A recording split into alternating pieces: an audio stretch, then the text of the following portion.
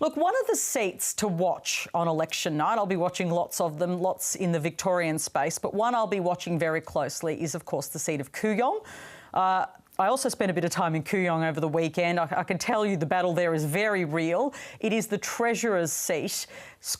Not Scott Ryan, wrong guy. It's Josh Frydenberg. And that seat is very much under pressure, I think, from a lot of people. We know that, for instance, the Greens are trying to get that seat and an independent is in that space, Oliver Yates. I want to bring in my first guest, independent candidate for Kooyong, Oliver Yates. Welcome to the program. Thank you very much. You need to finish before Labor to be much a chance in the seat of Kooyong. But if you look at the polling that's been released today, you're behind Labor. Well, actually, it isn't quite that way. Everybody's got different polling, and that's kind of the interesting part about this. The only commonality I'm seeing from the polling is that Josh Frydenberg's primary is probably around 42. So what it means from an election point of view, and it'll be very interesting, this one, and I think it'll be studied in terms of how you roll up preferences, is that effectively, if I come fourth out of the three candidates, so there's really Josh Frydenberg, there's Jana Stewart, who's a Labor candidate, there's Julian Burnside. If I come fourth, obviously because I'm a left-leaning Liberal, I'll have what's classified as a dirty ticket. It'll have a lot of Liberal preferences in it. Josh will win. If I come third, given that both Julian Burnside and Jana Stewart are giving me their preferences, then I will be able to carry through and win. So it's a really very interesting election, something that I think will be looked at as to how you don't split the primary, which is really what's happened here with the Greens throwing Julian Burnside in at the last minute when they changed their candidates. But people will look at this and say, well, it's really hard to predict how this is going to unfold. It's quite an exciting election, and people are really excited about it. Well, it is certainly an interesting contest. So have you seen any polling that shows that you could come before Labor? Well, it's not so much coming before Labor. The question is at the moment, do I come before Julian Burnside? I think Labor has a very strong rusted-on core base. OK, but I've got to interrupt you there. If you look at the polling that's been provided... That's Greens polling. That is Greens commissioned polling. That's right. So we have... Are you saying that you really think that you're a chance before Julian Burnside? Well, to be honest, given where you're sitting, so if you understand, generally there's 100% of numbers that need to be allocated. If Josh has got, say, 40, that means there's 60% around.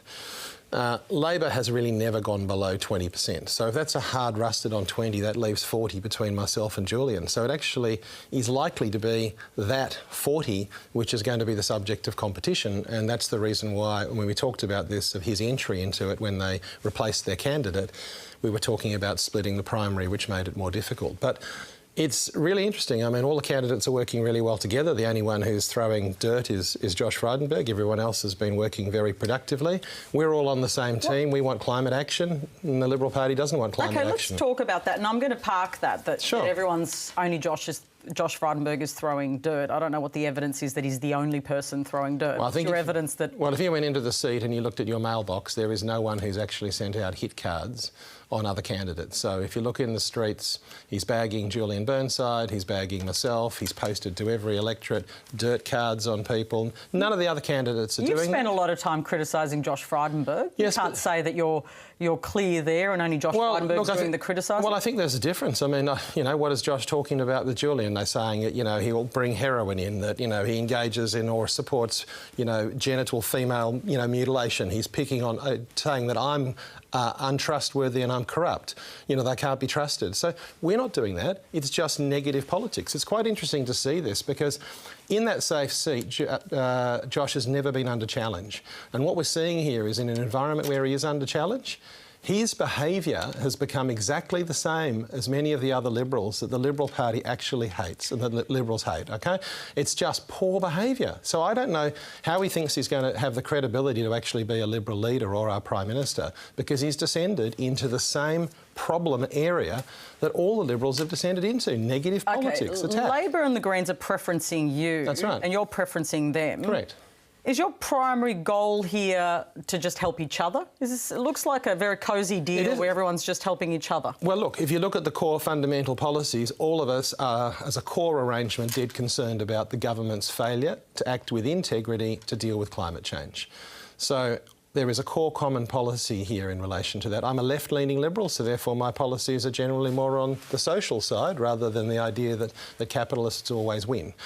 So you'll find but commonality between both the Labor, Greens and myself. There are many common policies here, and we are fundamentally acting as citizens to try and change the government's behaviour in relation to climate change, and together that is our core priority. So I'm delighted to be working with them. OK, so in that sense, is there any substantial difference between electing you in the seat of Kooyong or the Greens candidate, Julian Burnside? Well, there's an enormous difference because, one, I'll be representing the people of Kooyong and not a party.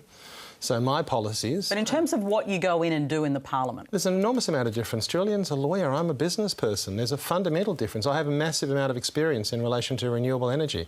I've been on the board of Climate Works. I've been the CEO of the Clean Energy Finance Corporation. But in terms of policies, key policies that you'd have to vote on in the parliament, we know a lot of the policy announcements that have been made by the major parties. For instance, we're talking franking credits, negative gearing. Look, would you vote for those or against them? Well, I think what you're kind of coming round to the very narrow scenario. What you've got to see is whether the member of parliament who's being appointed for that seat is appropriate over the term in which he's going to be there or she's going to be there. So in relation to the biggest challenge we face at the moment is actually the transition of the economy from a high carbon economy to a low carbon economy in a way that we maintain our core industries and our competitive position. So I look at it at the moment and I say we have a real fundamental problem. The Liberals kind of think that you ignore the environment and you only worry about the economy, and the Greens seem to think that you ignore the economy and only worry about the environment. People want us to manage both. So that's what I'm asking you, because you say you're helping each other, and I'm trying to figure out how you're differentiating yourself from the Greens, other than saying I'm not in a party.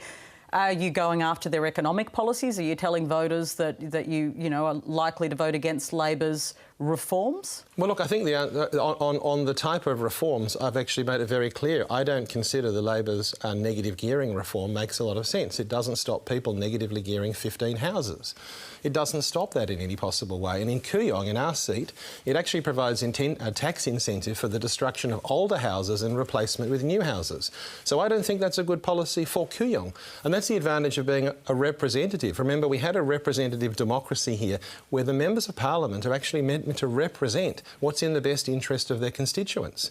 I don't think having a tax incentive to tear down our beautiful old houses and have them replaced by, blocks of flats is necessarily in my interest. Credits? On franking credits, I've spoken very in detail with the electorate, and most of the electorate feel that generally the change is okay. However, it's quite almost retrospective in the sense that those people who have a balance below about $1.5 million are giving no time to adjust to the change. So I would like to see them consider some form of grandfathering for a period of time, so to enable people to adjust their income to this change. So you think, OK, so that's you think the advantage of being an independent. I don't have to say black or white. I can actually you can say whatever you like, but... No. I actually can say what I believe the electorate wants. So I'll have a committee of 20 to 25 people. They will be my board, I will be the CEO, and I will be representing the views of Kooyong when I'm elected. Do you think Julian Burnside, given today's polling that's come out of Kooyong, would be a better local member than Josh Frydenberg? Yes, in relation to my core scenario, which is in relation to climate change. So Julian is an experienced lawyer. From the point of view of the core criteria here for me, which is action on climate change, the Liberals need to be replaced. And it's even more than that. Don't you damage your case when you essentially say that one of your competitors for the seat would be a better person than the sitting member? I mean, you're trying Why would I say that? Because I'd like to see the sitting member replaced. You're not asking me whether I believe I'm better than Julian Burnside. You're asking me whether I believe Julian Burnside is better than Josh Frydenberg, and absolutely I think he's better than Josh Frydenberg. If that's the two choices, that's who they should choose. Now, my own view is I think I would represent the seat better than Julian Burnside. That's fine. That's what the electors need to make that decision for themselves. We've seen in other key seats, Wentworth, of course, in Warringah as well, independents play a pretty strong role. We'll see, of course, on election night whether that means much. In the case of Wentworth, of course, the by-election was won by Kerryn Phelps. But in this scenario, the Greens have emerged as a stronger force. If you're relying on this polling that's been commissioned by the Greens, why aren't you getting as much traction as some of those other independents? Well, no, the big scenario here is that when I went into the competition, we had a different Greens candidate we had worked out how we were going to manage this arrangement a bit better. They decided... How had you worked it out? Well, I think the answer is there was a fair, again, commonality of view that the best way to actually change Liberal leadership was to do it in a structured way. I mean, if you want to replace someone who's got a 56% margin, Patricia, let's not be silly here. This is not something you take up lightly. You actually have to have a coordinated, organised process and able to do it. So we had that. Did the Greens stuff that up for you? Well, they changed their candidate later on in the process. So as an independent, remember, you start with 0 votes. OK, if you are Labor or if you are Greens, you start off with at least 10 or 15% because people, you know, just vote the same way. So it's always harder for an independent. Yep. So you're saying that the Greens, by changing their strategy and their candidate, getting this very high-profile candidate, may have damaged the chances of replacing Josh Frydenberg? That would be the analytical assessment of it, yes, because very clearly if I come fourth, Josh wins. If I come third, Josh loses. So should the Greens take responsibility? I mean, obviously we have to wait for Saturday night responsibility for that strategy. Well, look, that's the aim was replacing Josh Frydenberg. Well, I think you'll have to ask the Greens whether they whether they were thinking about strategy or whether they were thinking about, you know, having a high-profile candidate. And we won't really know till the night. And I'm not picking on the Greens. I'm just saying there is a real intellectual and interesting electoral contest here which will be determined how these preferences roll up. We won't really know till the end of the night.